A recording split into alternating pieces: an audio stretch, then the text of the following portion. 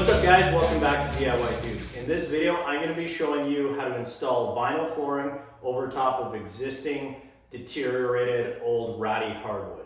The idea is I want to use this old hardwood as a sound, solid base to support my new flooring for years to come. Okay, so I'm just verifying the spacing of my floor joists. They look to be right on 16-inch centers, which is very typical. So I'm going to go ahead and mark that out.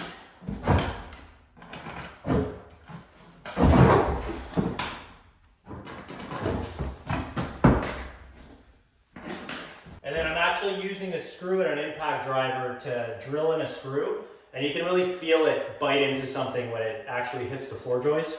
So what I'm doing is I'm verifying that the floor joist is actually where I think it is before I go in and drive in a bunch of 3.5-inch nails, because I won't be able to feel the difference between those nails hitting something and those nails hitting nothing.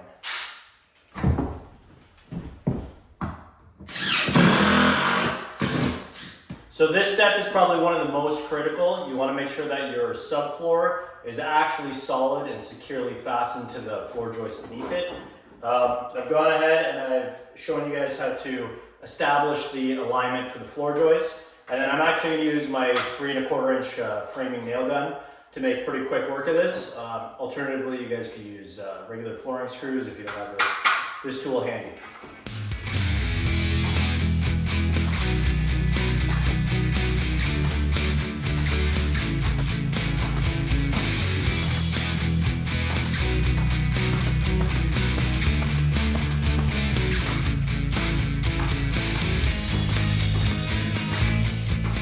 So guys, I'm here in the basement and I want to show you exactly what I mean when I tell you how important it is to make sure you line your nailing strip up right on the floor joist. So you can see right here, my line's pretty good.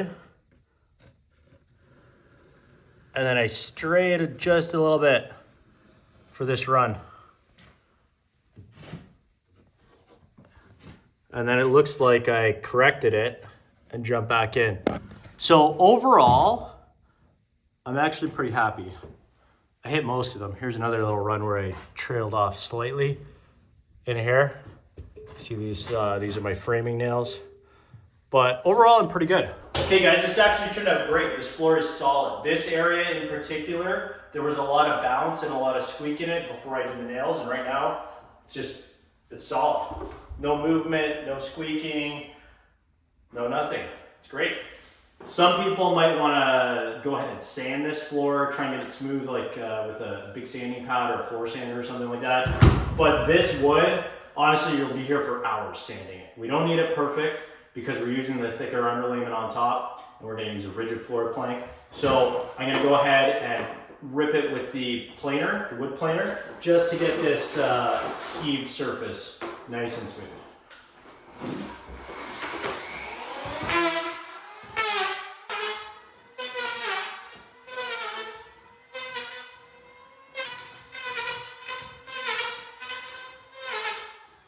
That actually turned out great. I think this is ready to install the underlayment on top of. I'm going to go quickly around the rest of the room and just touch up any other spots that I think could use it.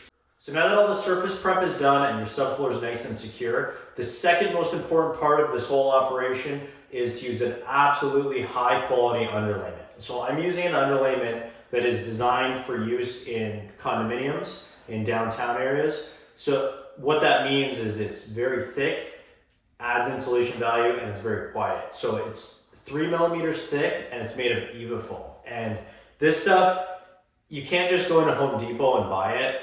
Flooring guys, flooring specialty contractors get it from flooring distributors or whatever. I'm not a flooring specialty guy. I just do a lot of flooring.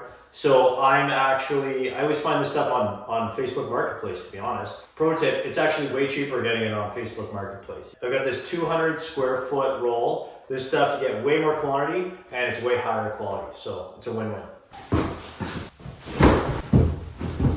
Okay, so start with your underlayment in one corner of the room. Give yourself a little bit of extra in the corner and then just roll it out.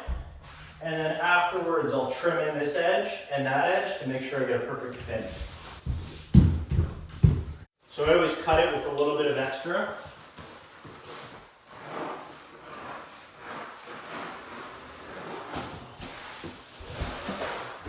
That way I can get it extra tight into these corners. So just keep it nice and tucked in. Take a nice sharp knife.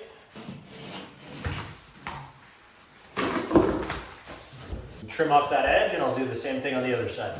I actually have a floor vent right here, and I've rolled the underlayment right over top of it to begin with. Just gonna use my sharp knife, find the center, and then kind of cut out to the edge, and just follow the perimeter of that opening.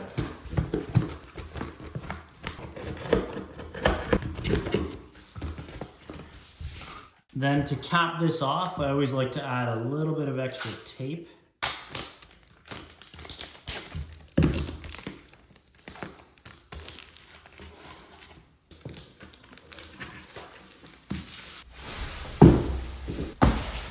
So I've got my next strip rolled out.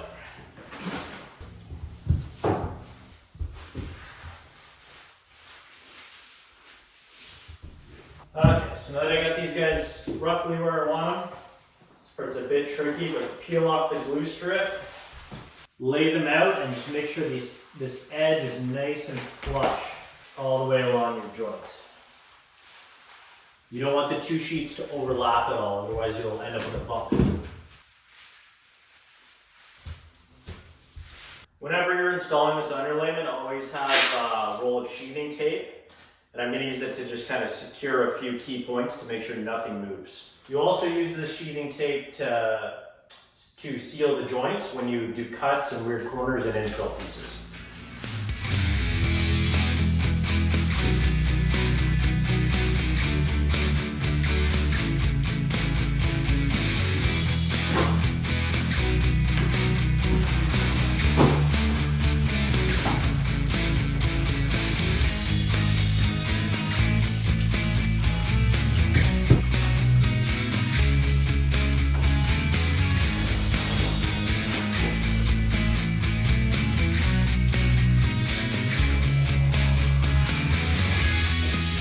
So the flooring material that I'm using for this install is 1/2 inch laminate flooring.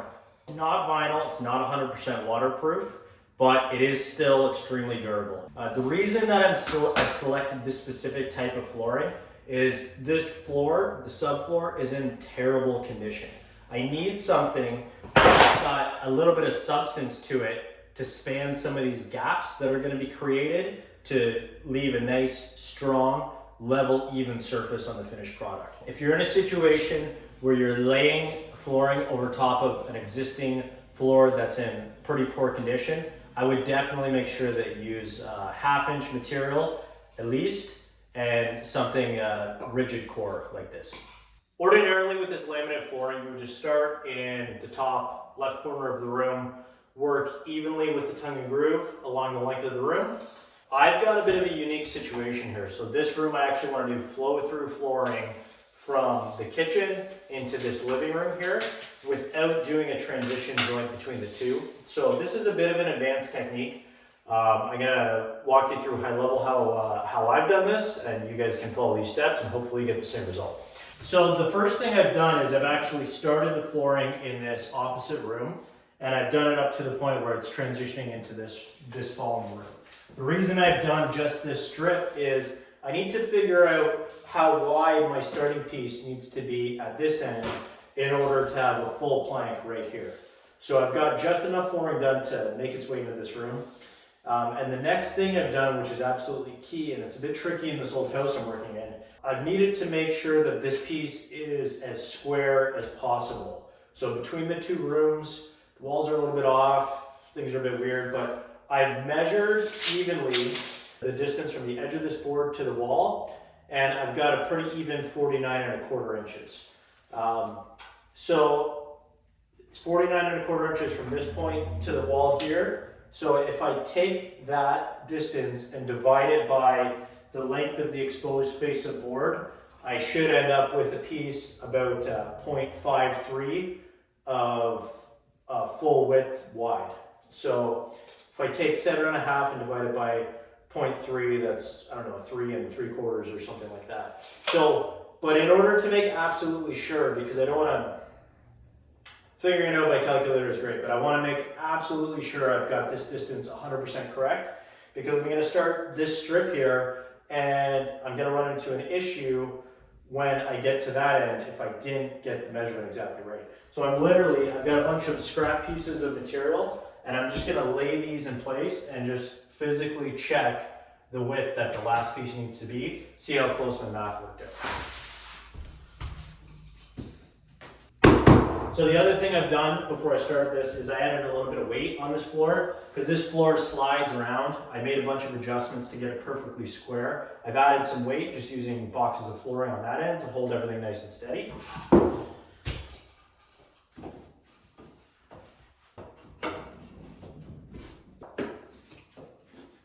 Moment of truth. I got about 4.5 inches. So that means my starting strip, I'm gonna have to rip that board 4.5 inches and lay my planks out from there. And I should hit that one bang on the joint. Okay, so I've got a couple strips ripped at, I did it at 4.25 inch. I'm gonna go ahead and install these guys. You be very careful with the first run. It's always a bit flimsy. So I've got this joint connected, but I want to get a second run to stabilize that joint installed as soon as I can.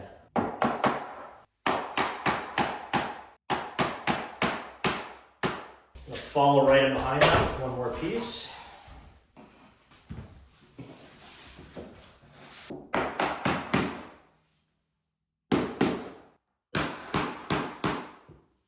Now that I have 2 rows installed, the strip is a lot more stable. Before, if I moved the floor mat around freely, it would probably separate right there. Now it'll all hold together. So now this next piece is coming right up to a floor register. So I'm sure you're gonna have floor registers in your room that you're doing as well. Don't get intimidated, they're pretty easy to get around. So basically I'm just gonna line the piece up, exactly where it's gonna go, and I'm gonna mark the limits of where the vent cutout is gonna be. Just measure the width of the opening from the edge of your the vent, 4.25 inch.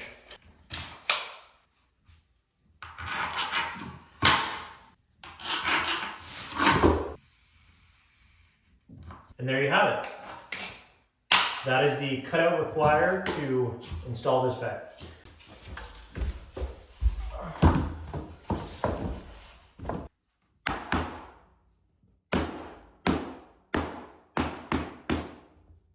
So if you're going to be doing any laminate or vinyl flooring planks similar to this, you need to invest in one of these flooring pry bars. So the way that you do this is you simply use a sacrificial piece of wood, lock it in the tongue and groove, and I'm going to use this pry bar as a hammering surface. There's a vertical piece that sticks up and another vertical piece that extends down to allow you to physically hammer against it. So I'm going to take my rubber mallet, my pry bar, my sacrificial piece of wood, and I'm going to just give this a little tap to seal up this joint and make sure that this piece is seated 100% correctly.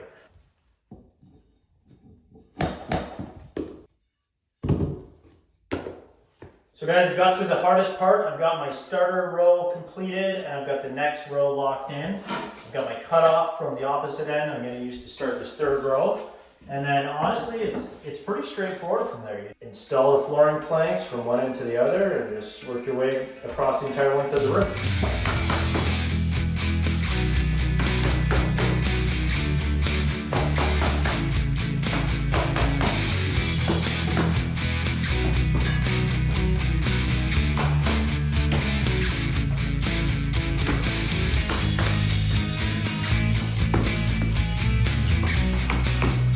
My distances are not bad, but they're not great. This floor kind of shifted a little bit as I was installing it, but should be okay.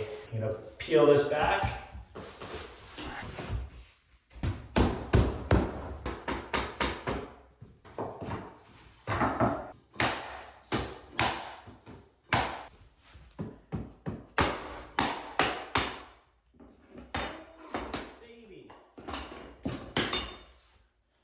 So my joint is sealed up perfectly. The line between room to room looks great. And my gap at this wall is about 1/8 inch. So all in all, this worked out perfectly. Now all that's left to do is install another, 20, 30 boxes of flooring. This room will be done. So one specialty thing you guys are probably gonna have to do in your floor install is cut existing trim and door jambs to an appropriate height to allow the flooring and underlayment to fit underneath. So I'm gonna show you guys how to do that. Hopefully, you guys have a flush cut saw. Any DIYer should definitely have one of these guys. It's very handy. Take a scrap piece of wood, and what you're doing here is you're basically setting the height at which to cut this trim using the material that's actually physically going to go underneath it. So bottom line is you can't screw it up and you get a nice straight edge. Take your flush cut saw and simply just ride it along the top of the scrap flooring to cut a nice straight line at the correct height.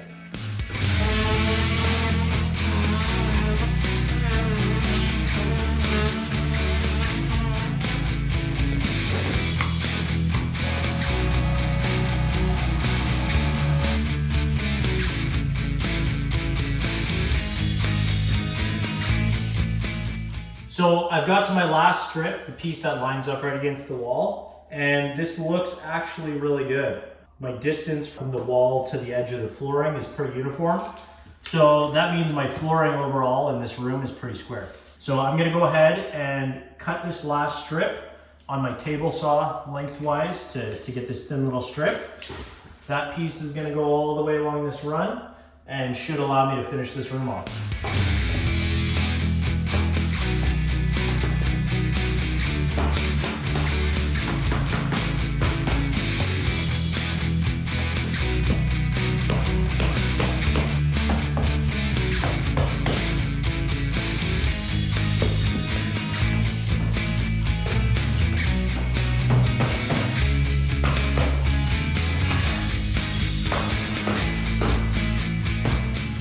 So I'm installing my last piece along the edge here, and I've used scrap pieces that I've had from previous cutoffs, so my gap is a little bit larger than I would like it to be. A little trick that you guys should do while you're installing your floor is have a scrap piece of trim handy, and you can actually check these gaps as you're installing the material to make sure that they'll be covered up by the trim that you're using to finish off the wall in your final product. So you can see here I've got about 1/16 of an inch or 1/8 of an inch coverage there, so I'm pretty good. I'm happy with that. This floor is done.